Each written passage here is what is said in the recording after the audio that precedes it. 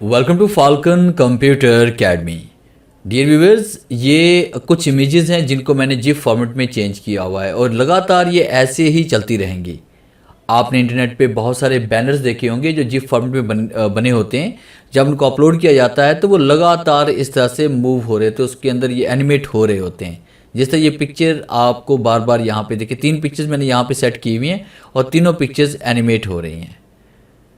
तो ये किस तरह से हमने जनरेट करनी है, आज हम इसके बारे में डिटेल से पढ़ने वाले हैं। लेक्चर स्टार्ट करने से पहले हम हमेशा की तरह यही कहूँगा कि अगर आज की इस वीडियो से कुछ आप सीख पाएँ, कुछ आप न्यू लर्न कर पाएँ, तो इस वीडियो को लाइक ज़रूर कर दीजिएगा, क्योंकि आपका एक लाइक इस वीडियो को ज़्यादा से ज़्यादा लोगों तक पहुँचा सकता है। तो स्टार्ट करते हैं आज का लेक्चर।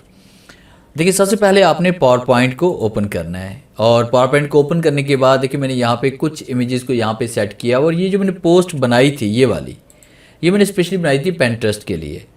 और उसके बाद मैं चाहता हूँ कि पेंट्रस्ट के लिए ये पोस्ट डिज़ाइन कर सकूँ, तो इसके लिए मैंने क्या किया कि यहाँ पावर पॉइंट का मैंने यूज़ किया। अब इसके लिए क्या किया, सबसे पहले हमने कुछ पिक्चर्स को डाउनलोड कर लिया, वर्टिकल पिक्चर्स को हमने डाउनलोड किया। जिस तरह से मैंने ये पिक्चर्स आपको नज़र आ रही है, ये आप डिज़ाइन भी कर सकते हैं कोरल ड्रा में या फोटोशॉप वगैरह में। तो इसको डिज़ाइन करने के लिए आपने क्या करना है, फाइल पे आना है, उसके बाद आप न्यू पे आएंगे और ब्लैंक प्रेजेंटेशन पे हम क्लिक करते हैं और उसके बाद आपने लेआउट पे आकर इसको ब्लैंक कर लेना है। उसके बाद इस पेज को आपने साइज़ देना है।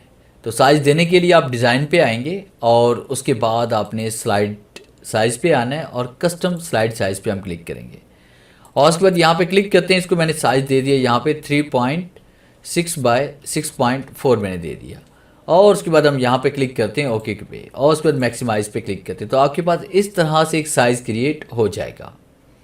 अब आपने क्या करना है, जो इमेजेस आपने डिज़ाइन की होगी या डाउनलोड करके अपने पास रखी होंगी वो बारी बारी आपने यहाँ पे पेस्ट करनी है। यानी जितनी इमेजेस का आप सेट बनाना चाहते हैं, जैसे कि मैंने यहाँ पे 3 इमेजेस का सेट बनाया था, 1, 2 एंड 3। और उसके बाद मैं यहाँ पर भी 3 इमेजेस का सेट बनाना चाह रहा हूँ। तो मैंने क्या किया, ये साइज़ देने के बाद आपने यहाँ पर राइट क्लिक करना है, फॉर्मेट बैकग्राउंड पर हम क्लिक करेंगे और उसके बाद पिक्चर एंड टेक्सचर पर क्लिक करेंगे और उसके बाद आपने इंसर्ट पे क्लिक करना है। इंसर्ट पे क्लिक करने के बाद आपने फ्रॉम अ फाइल पे क्लिक करें और फ्रॉम अ फाइल पे क्लिक करने के बाद यहाँ से हम कोई भी इमेज सेलेक्ट कर लेते हैं। जैसे फ़र्ज़ कीजिए कि मैंने यहाँ पे ये वाली इमेज यहाँ पे सिलेक्ट कर ली, नंबर 1, और उसके मैंने इसको यहाँ पे इंसर्ट कर लिया। तो देखिए बैकग्राउंड के ऊपर यहाँ पे अप्लाई हो चुकी है और फिर इसके बाद हम इसको सेलेक्ट करेंगे, Ctrl+D प्रेस करेंगे, इसकी डुप्लीकेट एक बन जाएगी हमारे पास।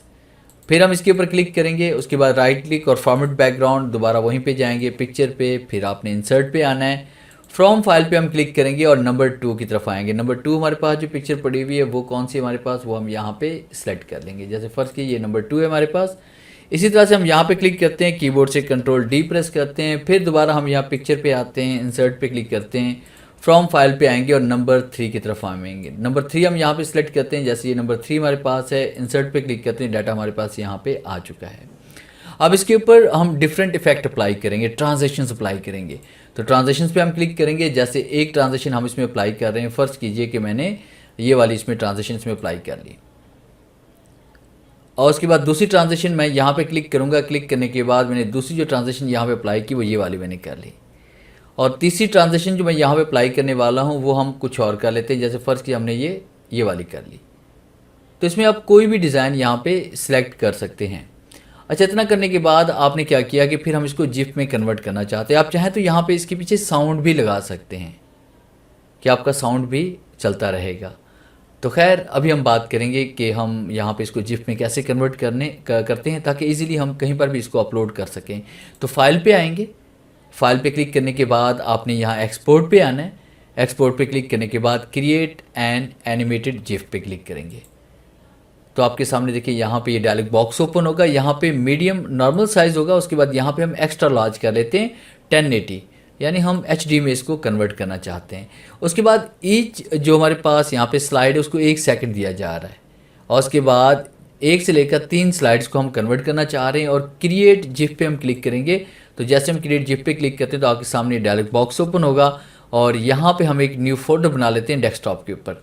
जिस तरह मैंने यहाँ पे टाइप कर लिया PPT2 जिफ कर लेते हैं और उसके फिर हमने क्या किया, यहाँ पे इसको हम ओपन करते हैं और ओपन करने के बाद यहाँ से हमने इसको नाम दे दिया, जिसे हमने यहाँ पे कोट्स ऑफ लाइफ कर लेते हैं और उसको फिर हमने यहाँ पे सेव कर लिया और सेव करने के बाद देखिए नीचे आपको यहाँ पे ये रेंडिंग नज़र आ रही है। ये आपकी रेंडिंग जो निकलेंगे जैसे कंप्लीट होगी तो आपकी ये जो इमेजेस हैं, ये जो पीपीटी की फ़ाइल है, ये जिफ में कन्वर्ट हो जाएगी।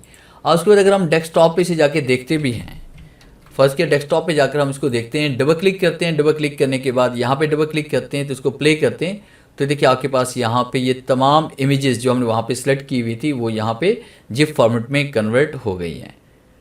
अब ये हमेशा इसी तरह से प्ले होती रहेंगी, कुछ कुछ सेकंड के बाद ये ऑटोमेटिकली प्ले होती रहेंगी। जब तक हम इसको क्लोज नहीं करेंगे तब तक ये ऑटोमेटिकली प्ले होती रहेंगी और रिपीट होती रहेंगी। और एक और बात कि ये जो जिफ की जो कमांड हमारे पास यहाँ पावर पॉइंट पे नज़र आ रही है आपको कि फ़ाइल पे क्लिक करते हैं, एक्सपोर्ट पे क्लिक करते हैं, उसके बाद क्रिएट एंड जिफ पे क्लिक करते हैं, तो ये जो लेटेस्ट वर्जन है 2019 या 2021 उसके अंदर ये अवेलेबल है।